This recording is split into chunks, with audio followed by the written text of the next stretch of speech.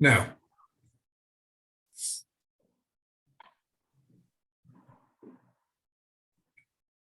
Hello, everyone, and thank you for joining us on April 10, 2022, Global Technopolitics Forum's research team. So this week, I think Paul just published an article. Paul, did you have a chance to look at it? Yeah, I did. Thanks for adjusting the formatting. Very appreciate it. Yeah, no, thank you. I won't waste everyone's time with it now. Just two things that struck me as I saw it, but I'll maybe send you an email. Small things.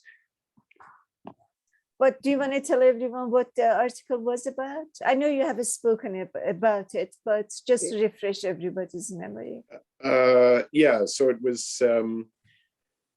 sort of looking at China's current view of science and technology evolution, but from the perspective of synthetic biology as example, and looking at a couple of representative organizations and companies to give the full spectrum of what China is doing in that area. And then draw some conclusions from that. But basically, the larger picture is China's policy and strategy in science and technology, especially as it's been mapped out in the current 5-year plan. Well, it sounds great. I look forward to it. Yeah, it's already published on the website, so Good. Everybody could have access. So this week, Greg has been very busy. Do you want to, Greg, tell us what have you been up to? Well, I missed last week because I was at the International Studies Association in Nashville. That was, as always, pretty interesting panels. I was mostly doing intelligence stuff there. The intelligence section of the International Studies Association has gotten quite vibrant, thanks to a couple young professors. And so Tuesday, I was there mostly because of my Swedish connection. The Swedes were there, and this was kind of a swan song for our joint enterprise, which is basically being wound up in one sense. It may spring forth in another guise, but we'll see. In any case, so I was there for that. And then this week I've been doing some speechifying. I spoke at the Claremont colleges on Thursday about Europe and Ukraine. So I've been writing and talking and taking calls from reporters about those issues. So it has been busy. I'm hoping it'll get a little less busy this week. Mm-hmm. And do you want to update us on what you think on Ukraine? Well, no, you're telling everybody else, so you might as well tell us in your own forum. Well, I think the big issue now is what happens inside Russia. If we're now in a kind of a stalemate of sorts, it seems to me, and the only deal on offer, it seems to me, is a small one that probably Putin isn't interested in. He could declare victory, go home. Ukraine would say it's not going to join NATO. There'd be some more further concessions in Ukraine's east, and Putin could declare victory. But he doesn't seem disposed to do that. So I'm worried that this will settle into a kind of stalemate. And then the question for me turns to what happens in Russia as bit by bit. So far, Putin does really control the narrative in Russia, but that's going to change over time. And what happens in Russia, I think, will be interesting. I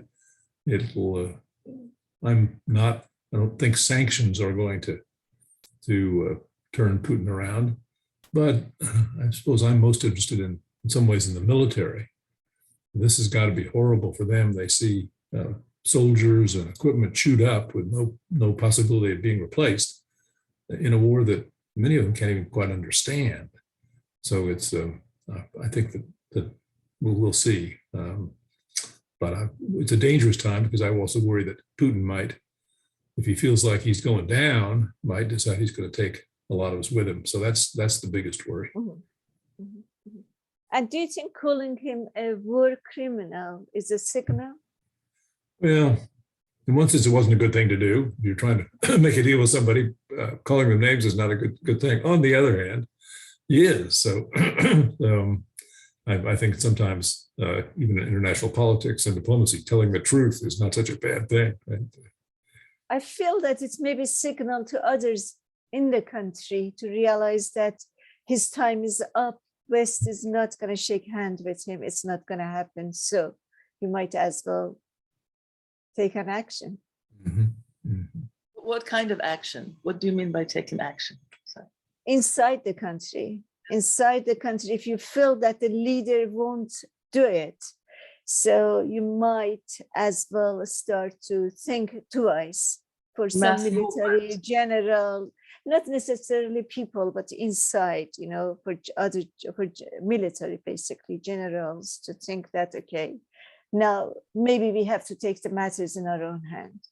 I saw this article today that some people within the military, like high-ranking people, are refusing to join and they're refusing to fight, which is a very good sign. Yeah. I'm wondering if he succeeds in getting paid in rubles for his oil, would that have an effect? And the fact that he's pulled away, does that mean he's pulled away, or is he regrouping to get back in? So these two questions are, I don't know how, what do you guys think? Well, so far on the financial front, he's managed to not default, right? Pay all his debts. The ruble is stabilized somewhat, despite everything. So so far the sanctions are not visibly biting too hard. Again, we'll see what happens over time. Sanctions don't. I mean, sanctions unless everybody is is on top of it, like South Africa. Yeah. And you are going. I'm like in South Africa, you had a small white minority, and then everybody else, you know, African, Black African. It's the only. I think it's the only instance when sanctions have worked.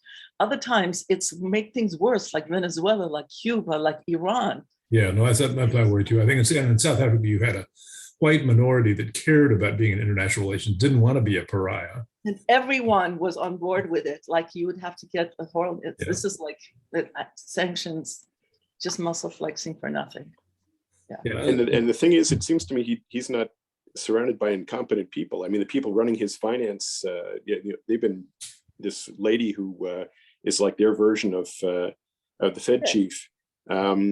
Seems quite talented, and she's been doing that for the last decade, and seems to have steered Russia out of a lot of sort of sticky situations. So she seems to be working her magic again here, as far as I can see. And you know, he's not. This isn't a two-bit country where they've got people who have no idea how to handle financial crises or, you know, work through some of these difficult issues. This lady seems time and time again to have proven herself. So that's. Sorry, Greg, I didn't mean to. No, and on the military front, I think we're expecting him to regroup and attack in the east, but brutally attacking the east, where there are lots of Russian speakers, doesn't seem like a great idea either. So it seems to me as Putin has put himself in a pretty bad corner. Where does Navalny fit into all this? Because, you know, he would be the most likely person, you would say, to perhaps be brought out and somehow used as a way to consolidate opposition. But there hasn't been any reference to him, as far as I can see, by anyone over the last month or so, which surprises me. Yeah, I may be too impressed by the fall of the Soviet Union, which was mostly from the top down. So I'm pretty skeptical of bottom-up protest in Russia. Maybe too skeptical. Me too. But it does look like the opposition is pretty disorganized, pretty feckless. Navalny's a brave guy, but he's not in circulation.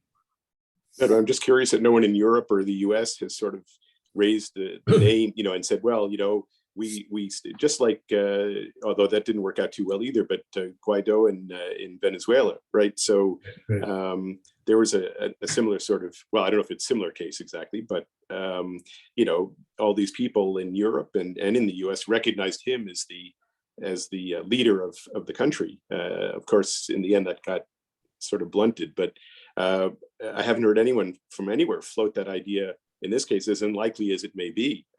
You'd think that someone would sort of, the gears would be churning in that direction somewhere. Interesting. Yeah. So where is this whole, you know, democratic groundswell of support that was supposed to come on the back of social media and this digitalization that's supposed to like bring everybody together and get rid of autocrats? Where is that? Orban is in power. Marine Le Pen is poised to take the helm in France. Maduro is firmly in place. Iran is like worse than ever. This guy is like a mass murderer. And what is this supposed to do? how does that change, or does it change our view of what social media is supposed to do for popular support of democracy?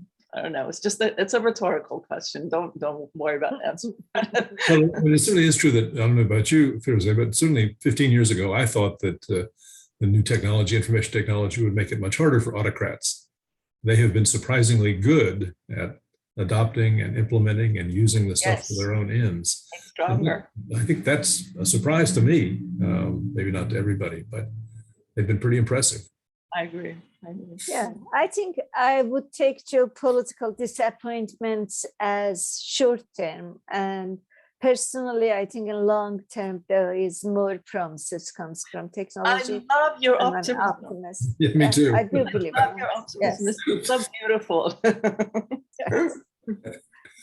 So on that note, next in 2 weeks' time, I am moderating and organizing an event for ICANN on SplinterNet, which discuss many of the issues that Firouzeh, you are talking about, how the hope for internet and network of networks is becoming a splinternet. But then again, where it's going to take us, whether it's going to happen, whether fragmentation is result of technology or geopolitics posing it, it's power struggle that we will see who is going to win at the end. So those are questions that will be raised there. The other event to report is the event that Firouzeh participated and Puran participated. Po wasn't there, and that was the event we had with South Korea. We now have 3-part video of the event and a full report that I will publish and send to all of you. It took a bit longer than I was expecting because I was the editor. I was hoping I will have an editor for the segments, but it proved to be too difficult to explain to somebody else to do it. So I ended up learning about software and editing the whole webinar myself. So, but that's not ready. It's already sent to some people. I will send a link to you guys as well. You probably talked about that some last week when I wasn't around, but I thought it was a good start. It worked well technically, and it was interesting. Some of the South Koreans got a little bit into the weeds, but they brought it to South Korea, which was after all the point. So I thought it was a nice combination with the Europeans and South Koreans, and then us. So it was I thought a good start. I hope you all did too. And also what I find interesting, South Koreans emphasize a lot the human rights aspect of things. Either it was because of our selection of speakers or whatever. So their emphasis is very much into human rights aspects of internet, which I find interesting. Our European counterparts were very, very interesting. They both presented very interesting papers. So I hope you guys have a chance to see it. So beyond that, I don't have any report. Anybody else has? Puran, anything you want to discuss with everybody? First of all, Pari, I'm very thankful for the opportunity that you offered to me to attend that Korea webinar. And I could probably say that I learned quite a lot. And it was quite unique and differentiated at 2 levels. One, that we had 2 separate sort of people coming, one from Korea, another one from Europe. And it was very distinct in terms of the kind of tone and tenor they brought on board. And the professor from South Korea, who took one of the questions which I had asked him in a fairly deeper way. And he continued to sort of focus, as you rightly said, on human rights, rule of law, what might happen if certain things don't really go in ways that they foresee those things going that particular way. While the history of internet from our European counterpart was pretty fascinating. And those are the kind of things that we really combine them together. They create an absolutely high degree of content and caliber of the people who was pretty reflected in that webinar. So I'm very thankful to you for that opportunity and that link will be very helpful so that, we could also offer it to anyone and everyone who might be interested to catch up on internet and what goes on and how do we really have two different, not positions, but points of views, one from Asia, another one from Europe and the US. Second one is that I have finally been able to sign my publishing contract with Springer Nature Singapore. And the theme, the working theme of my book will be the future of universal basic income, repurposing welfare schemes and social policies for the digital age. And it'll be roughly about 250 pages. And I'll soon be moving to avail of Taiwanese government scholarship. It's straight out of the Ministry of Foreign Affairs. I have not really decided on the time to go there, but I will be traveling to Taiwan sooner. But that has to happen within the year itself. So that is a part two.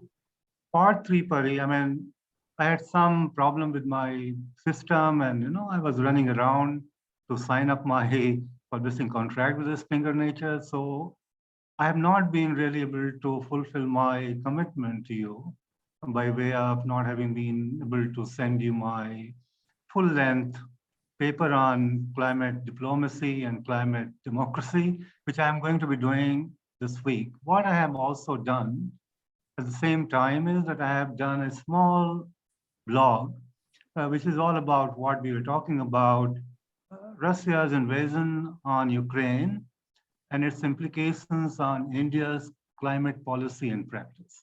I'll be sending it to you after we are through with our conversation. Please have a look at it. And in case you find that there is some meat in it, you could probably consider publishing it on the forum's website.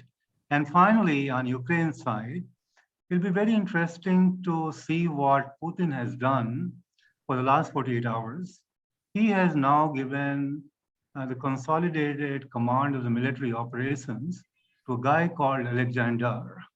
He's a guy who created, a very difficult situation in Syria, backing Assad, and he was the guy who bombarded the Syria and supported Assad. So we have to be pretty careful in terms of what is on the anvil to come for Ukraine, because it is going to be absolutely brutal, because the man in charge now of integrated military operation is somebody who is not only brutal, he is a savage fellow. So we have to really see what really plays in on, and we are really going to have that line drawn now, despots, authoritarians, and democracy. And then we have to also see what China will be doing with Hong Kong if Putin's experiment with Ukraine goes pretty well. So that is my worry.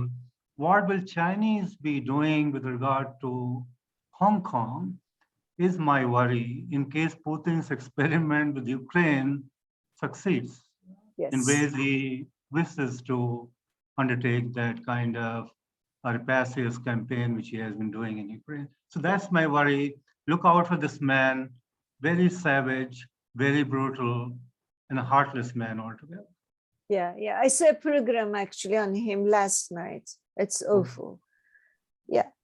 Anything to report, Paul? Nothing particular over and above the document there, but I just, as usual, I have a question for Puran, if there's any insider view at this point. But with the government change in Pakistan, sort of curious how that's being viewed in India, and what people in India think that the next steps look like, and how that might develop. Well, if you really look at India, Pakistan, they have always been at loggerheads, no matter who was the president in Pakistan, no matter who was the prime minister in Pakistan. I think the US is playing a role as we talk to each other to destabilize the existing dispensation in Pakistan because they got pretty close with Chinese. And it would be a very bad thing if we could have China, Pakistan, Russia, North Korea, and Iran together. So there is something beneath which might not be very visible to our eyes, but it's part of the larger game that democracies are trying to see that these guys do not somehow get closer to each other and try and cook up something which might be very difficult for us to handle while democracies are involved, handling Ukraine and Russia kind of scenario. So that will not really change any calculus from India's point of view, because India and Pakistan have always been at loggerhead. So we don't really care who is in Pakistan, as long as, we might have Americans coming in and trying to play a role which might be in a way that could probably keep Pakistanis and Chinese away from each other, because I am now looking ahead with regard to what Chinese will be doing with regard to both the region in Asia and also globally. So you will have a pretty clear cut combination of Chinese and Russians, and North Koreans are, of course, invisible, but they're also working side by side with these two people. And that is why you will see more of, ballistic missiles being tested by Koreans in coming weeks. You will see it because those are the kind of things which are playing out in a very, very distorted way. But we have got to really see what the new man appointed in charge of the total integrated command and control of the military operations by Putin does in Ukraine, and we have to really hold our breath and only pray that, this guy does not succeed in doing what he did in Syria, for example. So India is not really too bothered about what is happening in Pakistan, because we have always been pretty adversarial, regardless of who is the prime minister in Pakistan. Why was he a sidelined? Why was Imran Khan sidelined and got no vote confidence from the parliament? What I wasn't quite clear as to what happened with him last week, and why was he sidelined? Yeah, There are three things, if I could probably conceptualize. The one is that Pakistanis are now very close to going bankrupt. Their foreign reserves are all-time low. Then there are civil protests going on in Pakistan. And then US has not been very happy with Imran Khan, because, he was too close to comfort because he was doing everything with Chinese and everybody else.